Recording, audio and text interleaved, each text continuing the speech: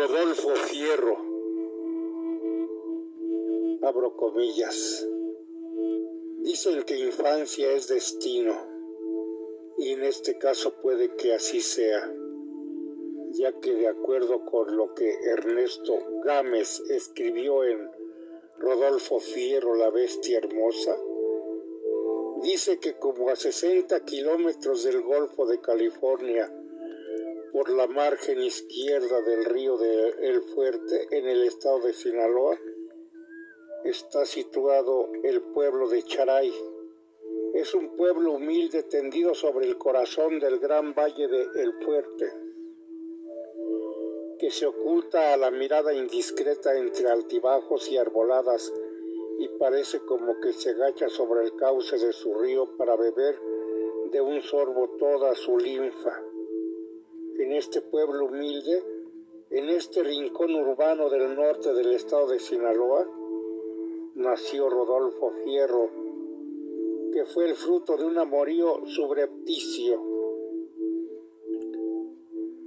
Allá por los 80 del siglo XIX, cuando aún imperaban las rígidas costumbres coloniales, que por ser de tiempos pasados fueron mejores según la teoría de Jorge Manrique, el insignificante poeta español, cuando todavía los escrúpulos morales y religiosos hacían a la gente un tanto ingenua, como afirman los moralistas de hoy, tuvo lugar en ese pueblo un idilio amoroso que, dada la humildad de los protagonistas, no alcanzó el honor del escándalo social. De otra manera, las respetables damas lo hubieran acogido con sabrosura y suspicacia y lo hubieran llevado de boca en boca difundiéndolo como un secreto a voces. Solo fueron testigos de la avidez y morbosidad de los actores Dios y las sombras noctivagas. El galán se llamaba Víctor Félix. Quizás vive, era de raza mestiza o simplemente Yori, como titulan los indios a aquel que no participa en la pureza de su sangre. Ella se llamaba Rosa Castro, india tehueca de raza pura, y esto es una yoreme. La Castro vivía en casa de sus patrones. La empresa amorosa de Félix resultaba un tanto difícil porque ahí no podía requerirla de amores. Pero como para estas cosas nunca faltan oportunidades, supo muy bien aprovecharlas. Cuando la india salía los domingos y hacía compañía a otras indias para ir a la iglesia donde el maestro les decía sermones en su lengua y hacían sus procesiones los pascome alrededor de la cruz grande que se levanta a corta distancia de la puerta mayor del templo. Félix la seguía con insistencia, la espetaba piropos, le sonreía y todas las formas que tenía le demostraba su interés amoroso. Ahora le cantaba Blanca Flor, canción india que principia así: Tosali Sewa Masulemachi Inapo Enchi Musaule, o bien esta otra que se titula Chiquilla.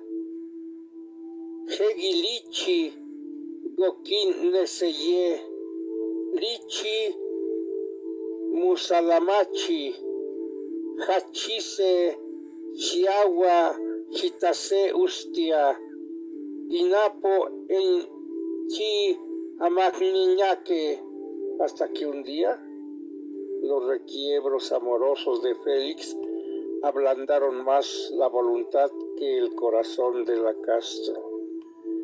El indio carece de la sensibilidad adecuada para el romanticismo, y cierta noche, furtivamente, sigilosamente, cuando callaba todo ser y toda cosa, cuando la penumbra nocturna tendía su manto inconsútil sobre la quietud erática del panorama pueblerino,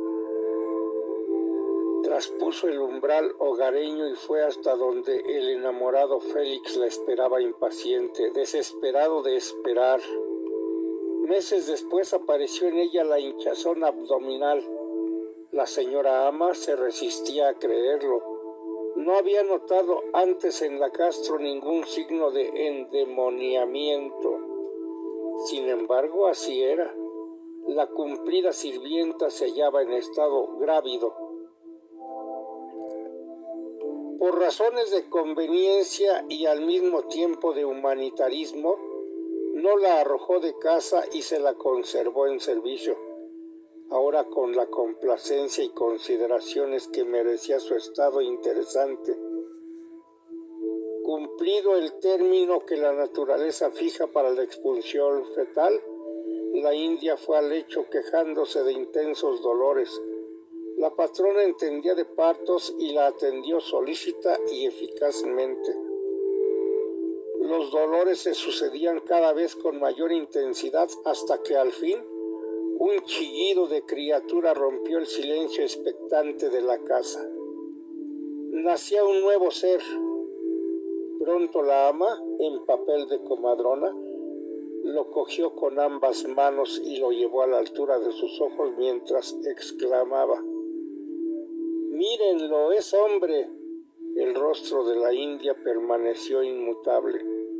Ni siquiera ese dejo de forzada sonrisa que suele iluminar la cara de la parturienta cuando ha concluido la faena. Nada. Y el indito que nació entonces como el fruto de un amorío subrepticio en el pueblo de Charay es el mismo que con su vida motiva las páginas de este libro. Su madre lo abandona 15 días después de nacido. Los días continuaron su procesión infinita, monótonamente indiferentes al destino de los seres y de las cosas. Con esa monotonía que da el destino a los que han sido marcados por él.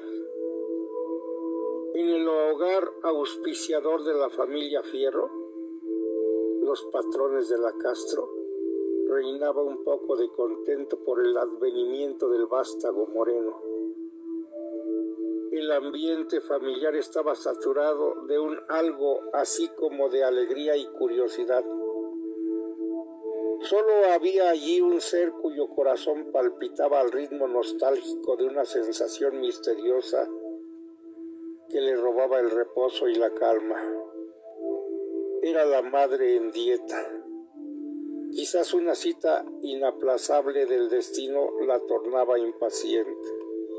Y como un sentenciado que poseído de desesperación computa el tiempo en que habrá de ejecutarse su sentencia, ella contaba los días uno a uno y los contaba hasta el último en que habría de consumarse su fatalidad prefijada. 1, 2, 3, 15. 15 días después de aquel en que sus entrañas sufrieron el desgarramiento del parto, fría y serena, resignada y huraña,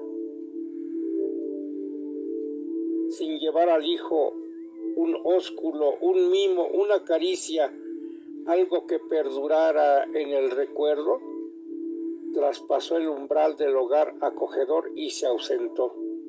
Salió de la casa y también del pueblo. ¿Hacia dónde? ¿Por qué causa? Nadie lo supo entonces y nadie lo sabe aún. Sus labios no pronunciaron antes nada que acusara su ausencia. Abandonó a su hijo en el mismo lecho que sus patrones le habían facilitado para su alumbramiento. Después se perdió para siempre en las borrosidades de una existencia ignorada. Para la criatura, incipiencia filosófica, de ansias de vivir. La ausencia de la madre no tuvo de pronto ninguna consecuencia física, porque su inconsciencia infantil no le permitía aún medir la profundidad de su infortunio. Además, el pezón de la madre había sido sustituido generosamente por el de la ama y la necesidad de alimento quedaba satisfecha. Pero de todas maneras, sucesos de tal naturaleza producen en el subconsciente percusiones que adquieren un estado de latencia e imprimen una huella dura en la embrionaria. El hecho en sí de que la Castro abandonara a su hijo de 15 días después de nacido, cuando apenas habían desaparecido quizás los dolores del desgarramiento visceral, en pleno periodo de lactancia, como a una cosa cualquiera que no es carne de su carne, vida de su vida, no tiene ninguna característica insólita que pasme de asombro. La historia está llena de inhumanos infanticidios cometidos en plenitud de conciencia materna.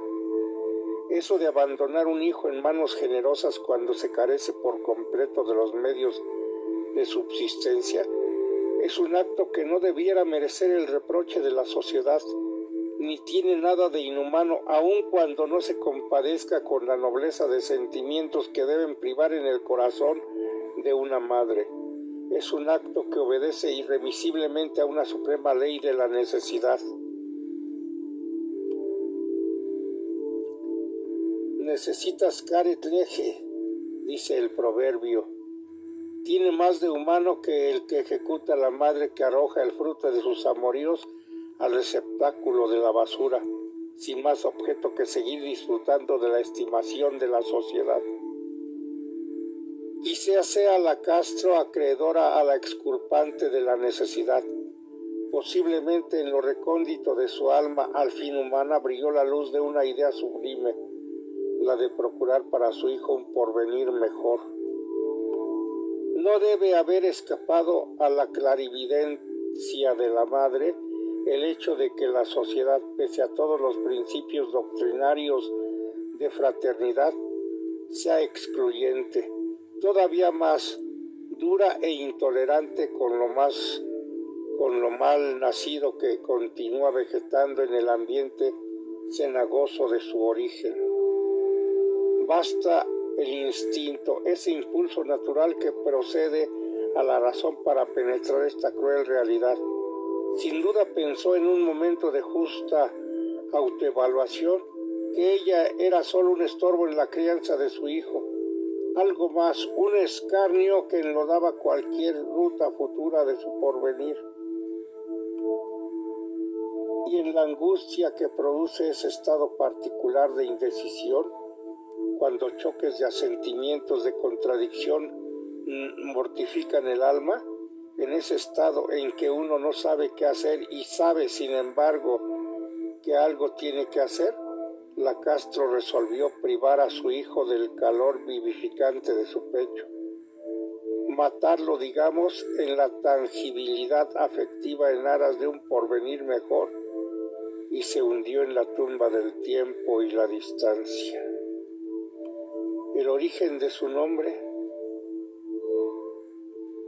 Abandonada la criatura 15 días después de su nacimiento, quiso la fortuna que la mano generosa de doña Venancia Fierro de Fierro, la señora ama, le prodigara las caricias que la mano de su propia madre le negara, que el pezón de aquella sustituyera generosamente al de la India.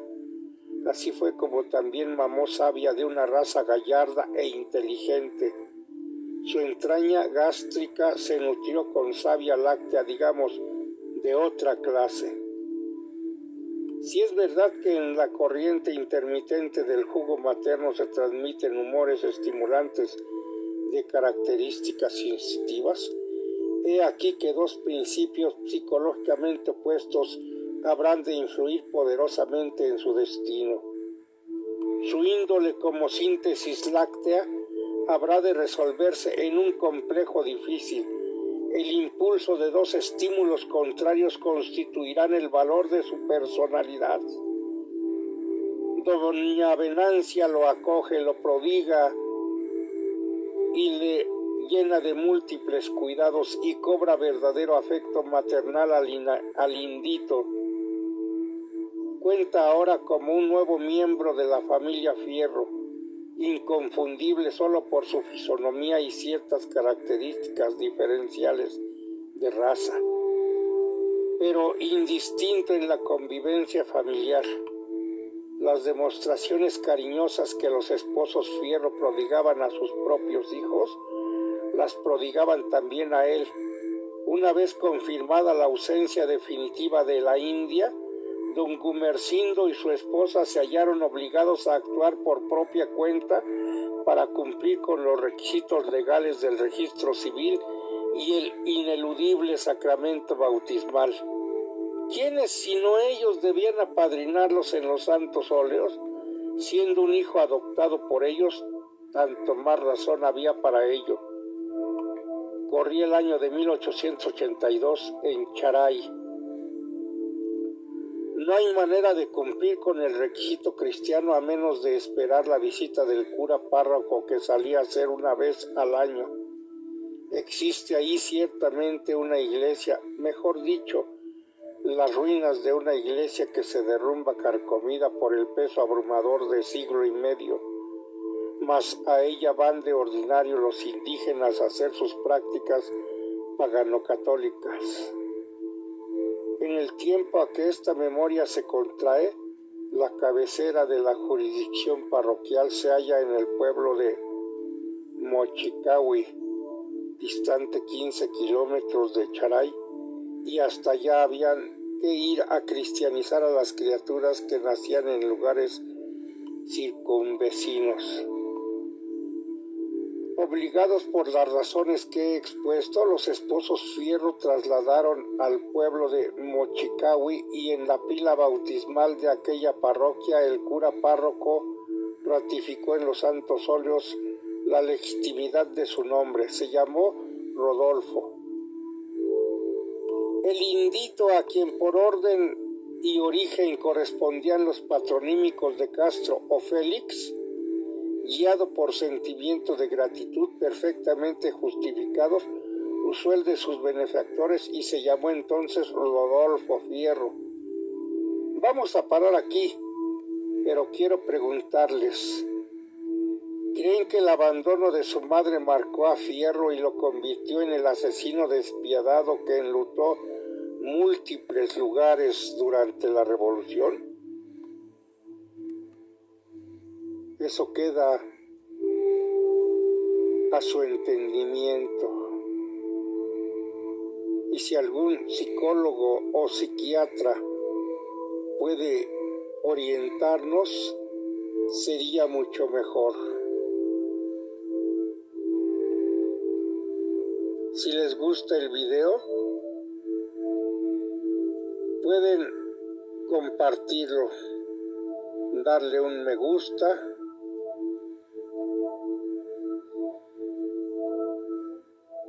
y inscribirse al canal. Muchas gracias por su atención, que ustedes la pasen excelente. Cierro comillas, gracias por su preferencia.